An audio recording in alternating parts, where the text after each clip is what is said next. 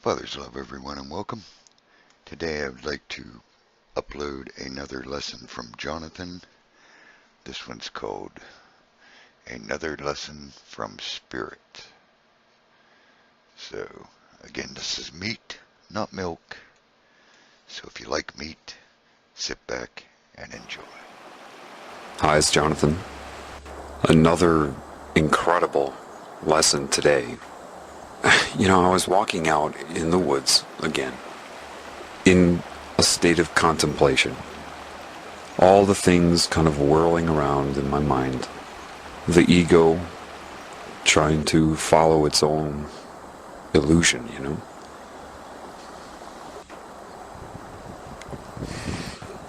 I was walking and I was thinking about, well, what is this then? How do you overcome all of the challenges here? And then it infused into me what is occurring with me metaphorically. It said, your personality as it is right now can't really help anybody. It thinks it can, but it can't.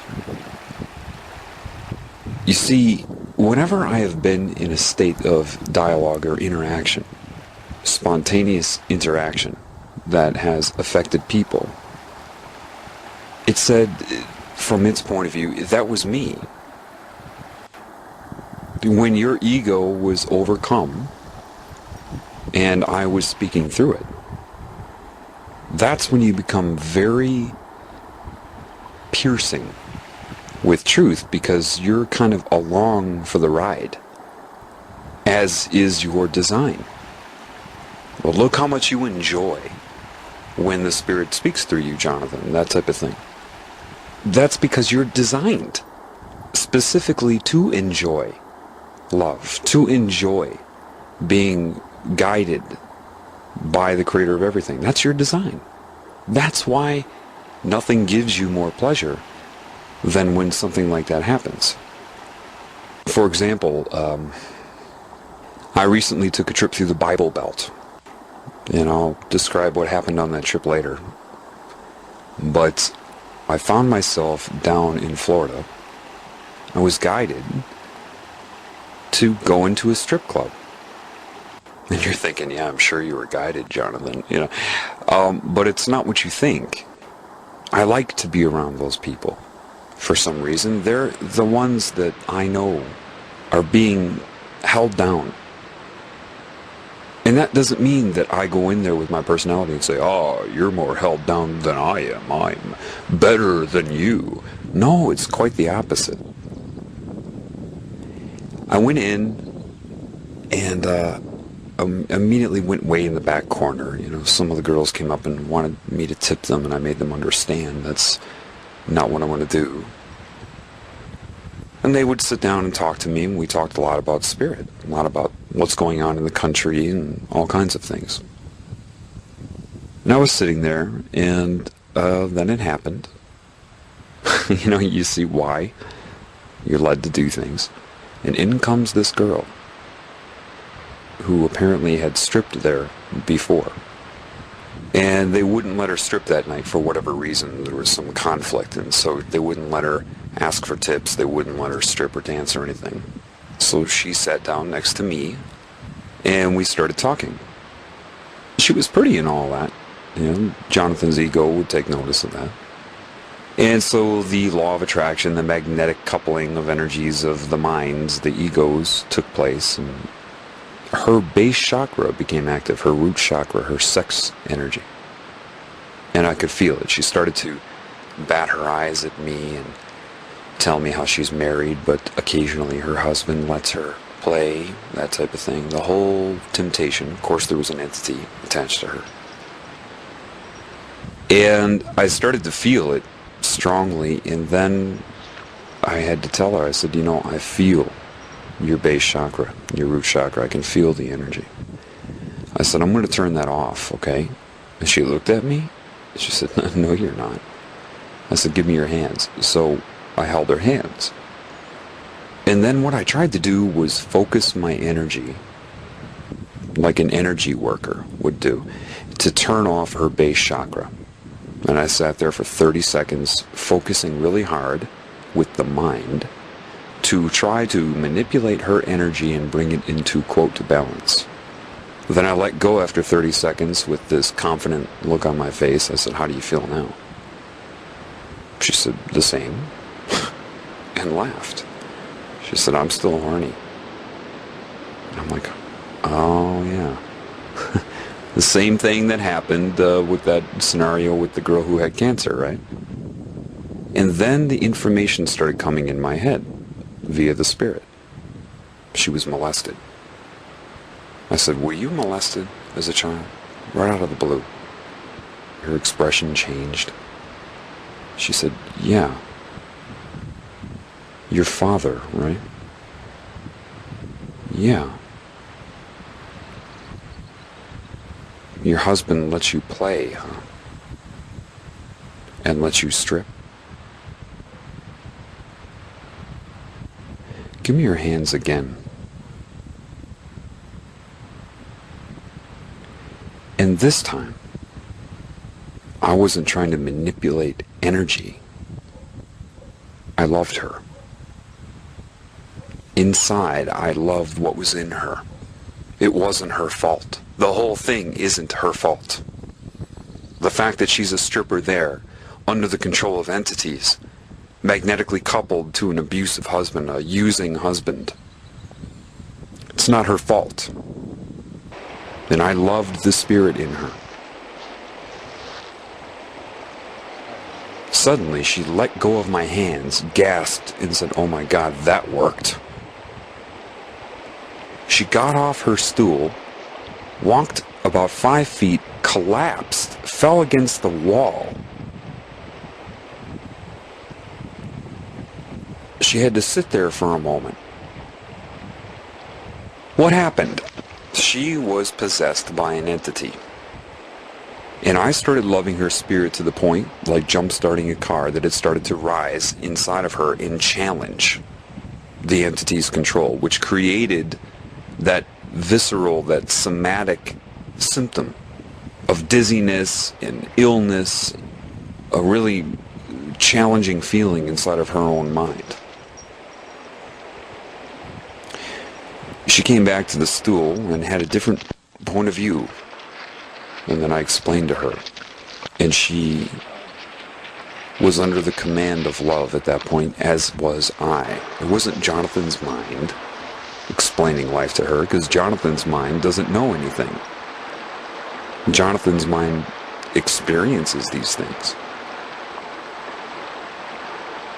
And at the end of that, I just said, "You're loved. And I know the spirit will take it from there. Because I loved her. And love sustains. And I will continue to do so. I don't have to be in her presence." See, people think prayer, they've been manipulated by this pagan religion system. To think that prayer means you have to sit there and mouth words in your head, to think of linear language in your mind. That's not what prayer is. Prayer, God already knows what you need. The Spirit already knows what you need. It isn't about you having to define it for the Spirit. It already knows. So there's only one thing you can do. Love the creative spirit. I was taught that today in the woods with, it explained what's happening to me. You know the concept that mind control agents use? They talk about creating altars in your mind. It said that's kind of what's happening to me. The Spirit has created an altar of Jonathan that is untouchable. And when it flips forward, it has the command of the Spirit. But it's not an altar like mind control in that it's separate from other parts of me, that when it comes forward and goes back that I forget all about it. No, this one is wired into every altar of Jonathan, every part of Jonathan. And the way it put it in my mind was like, because, see, Jonathan, you're thinking of it incorrectly. You hear the words of Christ where he said, soon you will all be as me. But what makes you think that is just people?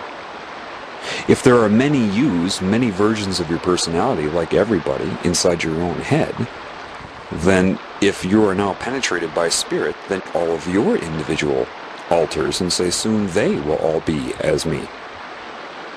Scalar reality. This is not a mind control altar. This is a version that is a seed of healing. Because when this one comes to the front, it loves all the other parts of you and shines the love on them. So think of it like a conglomeration. The more that happens, the more the other altars will join this altar and come into it. Conglomeration. Condensation. Healing from the inside out. Absorbing all the illusory Jonathans into the real Jonathans so that it is then one inside. That is the plan. If you want to think of it in terms of light, which it isn't, and I'll explain that, but let's use that for a metaphor. Why would light conquer darkness? Because darkness is only the void of light. So, darkness has no substance.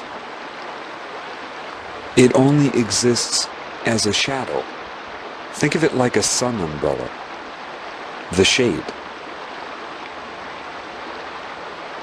Light can shine on the void, but the void cannot overcome light, because the void is the result of the absence of what is real. It said the way they've wired everybody's brains, they've created all these sun umbrellas in your mind, blocking the light. But it's not light, it's love. Light, it said, to be specific, so you are clear. Light is structure. If you view it as light in your mind, you are then confined to structure. It is not the sun, S-U-N, that's photon light. This is not what it is. Think of it as love, which gives rise to substance. And when they manipulate your mind and create guilt and doubt and shame and fear, those are like umbrellas to the love of spirit. And then you reside in the shadow. The shadow underneath your blockage to the love. That's where these entities reside. Because they're fearful of love, they create these things in your mind and hang on to those. So whatever you hate in yourself, that's under that umbrella, the veil, where the light is not shining. And it said this is just another way of explaining the same thing I explained to you with the keys to God thing that I talked about in The Healing Begins Now. Going back and loving parts of you that you've been in fear of, or things that you hate about yourself, or that are guilty or shameful, because those are all in the darkness. Those are all in the shadow. So you have to get to a point where you cast no shadow. Not a light shadow, a love shadow. And it was very interesting. It said, actually, you find yourself now dialoguing in your own mind with this, what you call an altar, but it's not really an altar. And if you pay attention, you're always giving yourself advice, because that part of your mind is open to me. And this is why you find yourself giving yourself advice in your own mind. Scalar reality.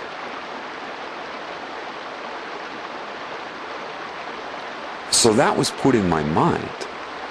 And then I was shown without words. Incredible, the Spirit. So I'm walking down the trail, and then there they are. A few deer in the field. I'm used to deer accepting my presence and everything. Well, this time it was a little different. It's quite overwhelming, actually. I went, and then I saw these deer. And so what I did is I sat down. I just sat down cross-legged on the path, and was being with them, and my will was on them. But this time,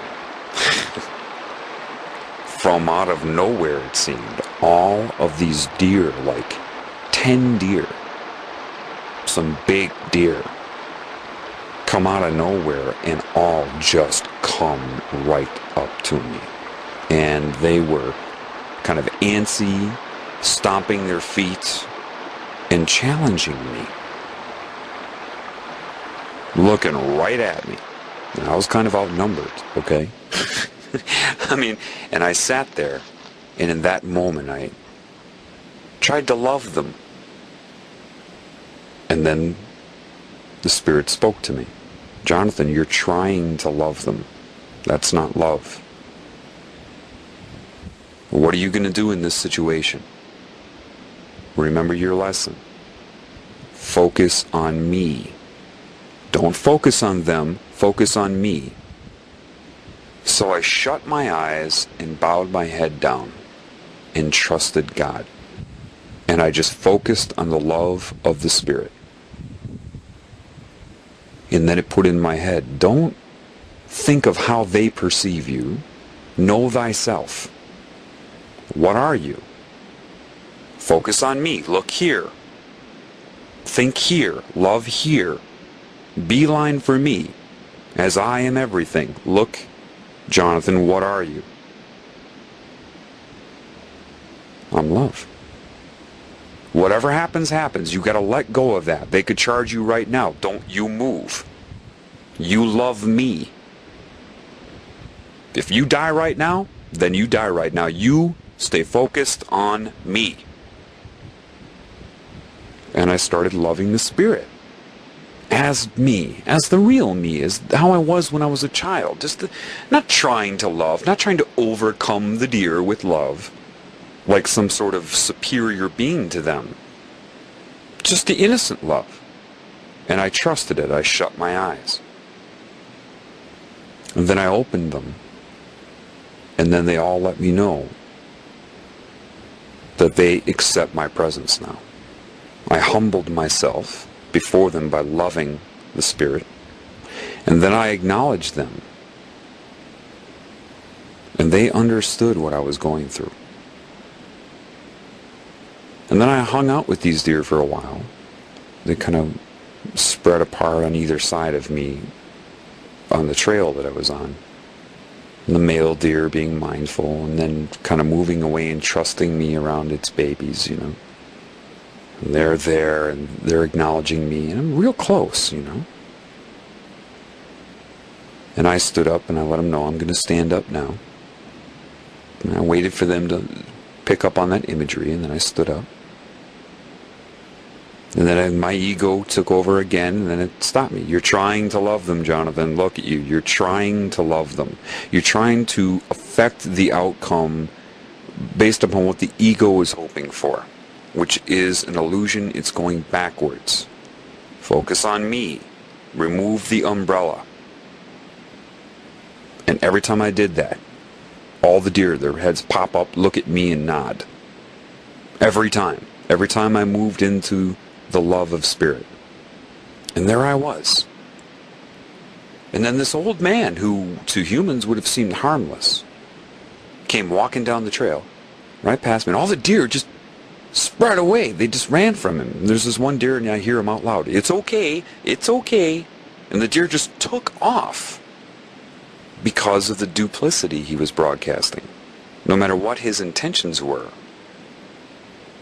And he walked past, and then they all came up to me again. They ran from him, and then all came up to me, just hurried right back into my presence. And they knew of the fear, and I let that out there. I let them know, I'm kind of scared. You're all, you're outnumbering me, and they let me know. We know that. And I humbled myself. Before them, I recognized their might and their beauty, and then it beelined. Look at that deer right there, Jonathan. You are no better and no worse. You are 100% equal. And then it looked at me. Love it. No, no, no. Look, you're trying to love it, you see? Stop that. Love it. No, no, no. Wait, stop the mind. What are you? Look at me. Look at me again. Remove the umbrella. What are you? Now you see. There you go. You're love. Now look at the deer. There, you see. Incredible. And no, this isn't schizophrenia. I mean, if you saw the deer's reaction, you'd be quite very certain. Okay? It's incredible. And then I just let them know, thank you. And they walked right up with me and nodded, and I bowed my head, shut my eyes. I let them know of the true respect. My ego didn't let them know. I just kept focusing on the love of spirit so that it could shine through me. And then I knew to respect them. They don't need to look at me. They don't need to come up and let me pet them. They are equal. Therefore, whatever they want to do is their right. It's amazing.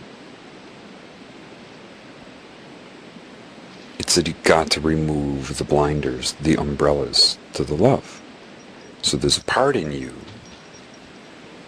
that is pure, as in everybody. And that's swelling now. It's absorbing the parts that are not real into itself. You're healing from the inside out.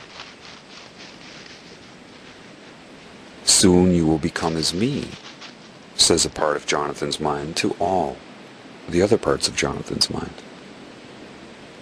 And then in the next scale up.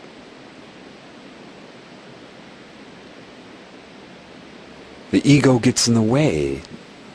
It's, if you think in terms of Christ, the very fact that they came to him and called him king was actually a ploy. You see, they knew that he was coming because of their ability to see throughout various parts of time.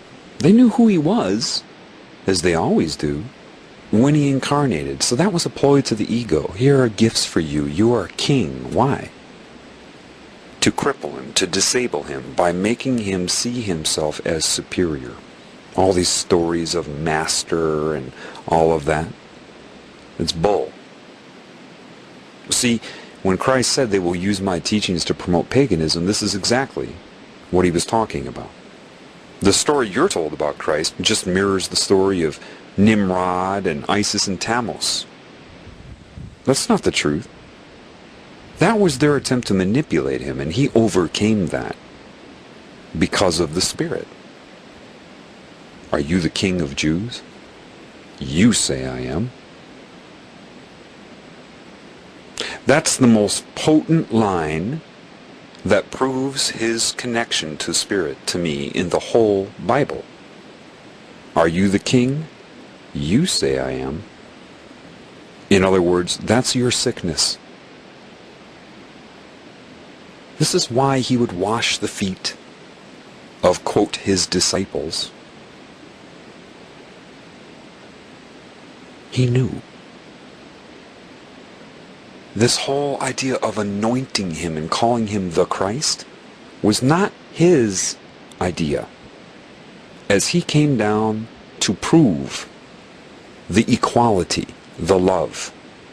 That was their paganism. That was their attack on his mind.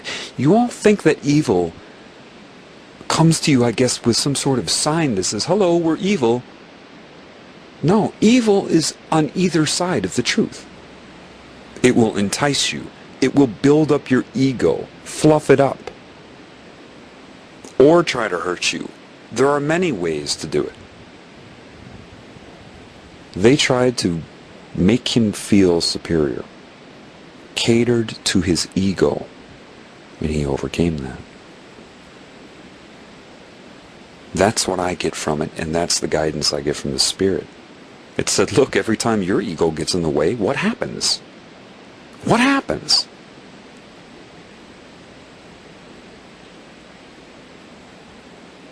Don't look at Christ as your master. These stories, they say that demons call him master. They would never call him that. But yet he could remove them. Why?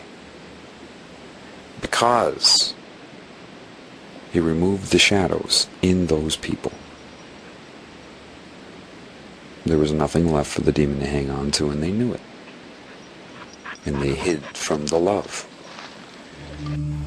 in the dark.